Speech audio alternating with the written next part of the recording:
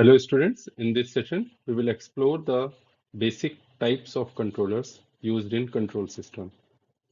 The proportional controller, proportional integral controller and proportional integral derivative controller. We'll see how each contributes to the system performance and where they are typically applied.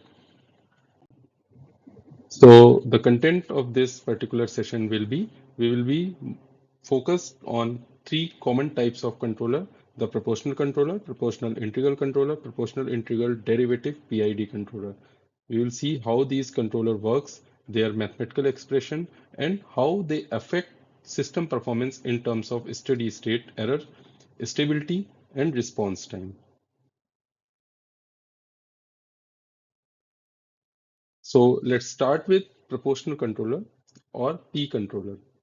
In this type of controller, the control signal is directly proportional to the present error of the system.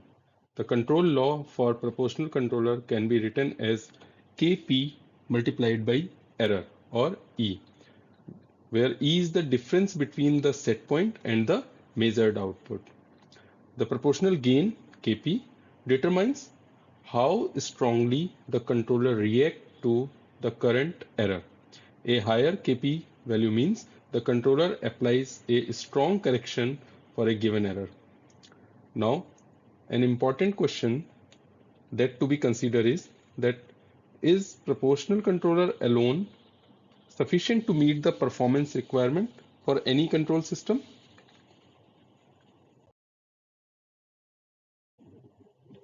So maybe at first we can think that the proportional controller seems very suitable for control system. And if we think in simple terms, when the error is large, the control signal, the control action will also be large. The controller reacts strongly to the correct to the error signal. When the error gets smaller, the control action also reduces because of system is approaching the desired set points. Now let's take an example of tank level control system. So imagine we have a tank with one inlet and one outlet. We want to maintain the water level at a set point using a proportional controller. So now, if the difference between the desired water level and the actual level is large, the controller generates a strong control signal. This means a high inlet flow, which helps fill the tank quickly. But as the water level approaches the desired set point, the error becomes small, and so the control action also reduces. And when the water level exactly matches the set point, the error becomes zero. And because the proportional control law, the control signal also becomes zero. That means the inlet flow stops. Now, the problem is the outlet flow is still there.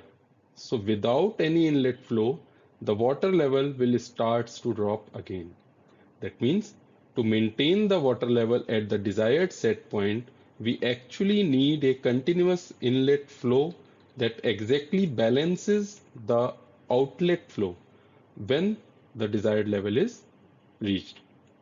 So from this example, we can see that the two main drawbacks of proportional controllers is, first, there is always a steady state error, because once the error is zero, the control action becomes zero and the system can't maintain the desired output. The second one, the oscillations around the set points. Like there can be oscillation around the set points, especially if the proportional gain is high. The system may keep over correcting itself. So to overcome these drawbacks, we can introduce the integral controller. The integral controller generates the control signal using the past value of the error. If the accumulated past error is large, the control signal will be large. If the accumulated error is small, the control signal will be small. This helps eliminate steady state error, which we'll see in detail in next slide.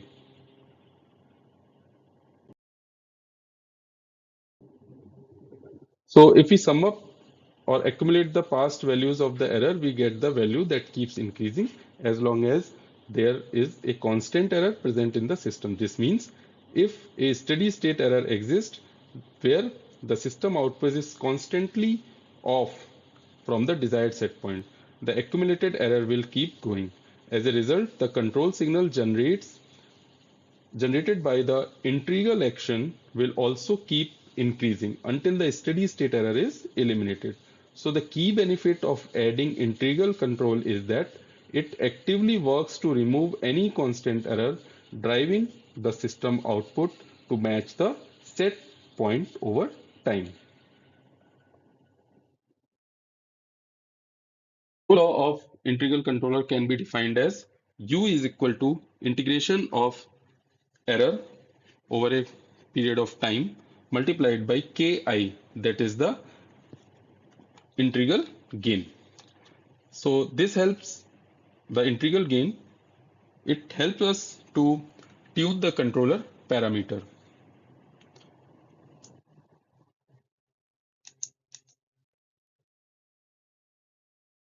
If we combine the proportional and integral control law, the PI control law can be defined as Kp multiplied by error plus Ki divided by Ti integration of error. So sometimes this Ki multiplied by Kp, it is also reduced as Kp. So overall expression will be the proportional control action multiplied by error plus division of integral time multiplied by accumulation of error over a period of time. So this integral time is very important parameter while tuning the controller. So basically it indicates how fast we want to eliminate the steady state error from the system.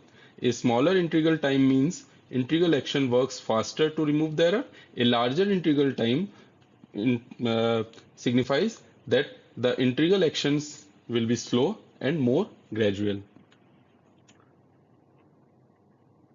So the key advantage of using the PI controller is that it overcomes one of the main issue of the proportional controller, the steady state error, by adding the integral term in the controller. And that ensures that any constant error, if it is there, is eliminated over the time and the system output reaches the desired value and stays at the desired value. That is one of the important key factor or advantage of using PI controller.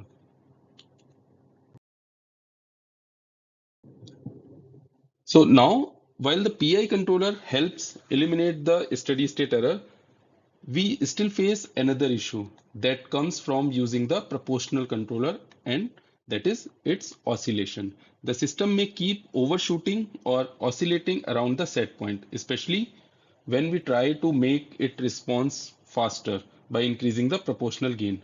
So to reduce these oscillations and improve the stability of the system, we introduce derivative action in the control law. This derivative action works by incorporating the information about the future trend of the error. That is, it eliminates how the error will change in near future before even the error is there in the system. So by predicting the error's rate of change, the derivative term applies a damping effect, helping the system slow down as it approaches the set point and reducing the overshoot and oscillation.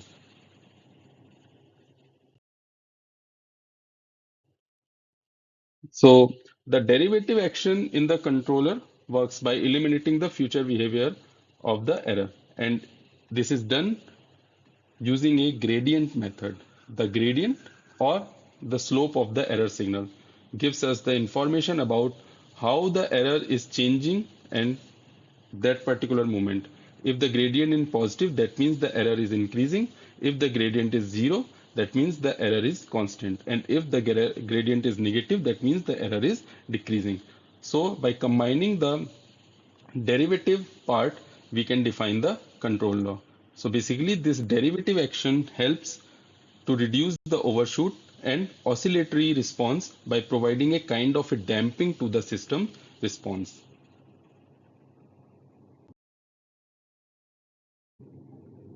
So In the derivative control law, the term KD is known as derivative gain.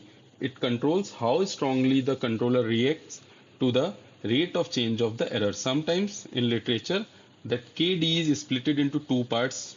Uh, that is the Kp multiplied by Td. Td is derivative time. So this derivative time signifies how far ahead we want to predict the error. So in other words, it sets the horizon over which the controller looks into the error trend to apply a damping effect.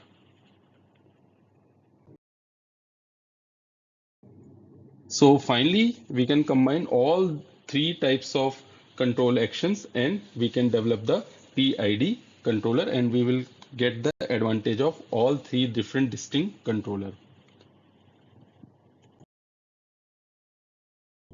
Now understand how the performance of the system changes as we adjust the values of Kp, Kd and Ki. So if we increase the proportional gain Kp, the rise time decreases, the system responds faster, but the overshoot increases, which can lead to oscillation. The steady state error reduces, but the stability of the system may be affected. In fact, if Kp is too high, the system may even become unstable. Now, if we increase the integral gain Ki, the steady state error reduces further, which is a key advantage of integral action. But at the same time, the overshoot increases and the system's stability degrades. The system can become more oscillatory and sluggish in settling. Now, if we increase the Kd, that is the derivative gain, we see only a small reduction in rise time. It doesn't make the system much faster, but importantly, overshoot reduces significantly, which means oscillations are better controlled. So the steady state error isn't affected much by the derivative action. As overshoot reduces, system stability improves. So in summary, we can say that proportional controller acts on the present error. It helps with fast correction but can cause overshoot. The integral control actions works on the accumulated past error. It helps eliminate the steady state error. The derivative controller acts on the predicted future trend of the error, and it helps to reduce the overshoot and oscillations. So this is why the PID controller is one of the most widely used controller in engineering application, because it provides flexibility to meet performance requirement by adjusting their three gains. So I hope this session helps you to understand the fundamentals of controllers P, PI and PID, how they work, their control law, and how we can use them to achieve the desired performance in control system. Thank you for your attention.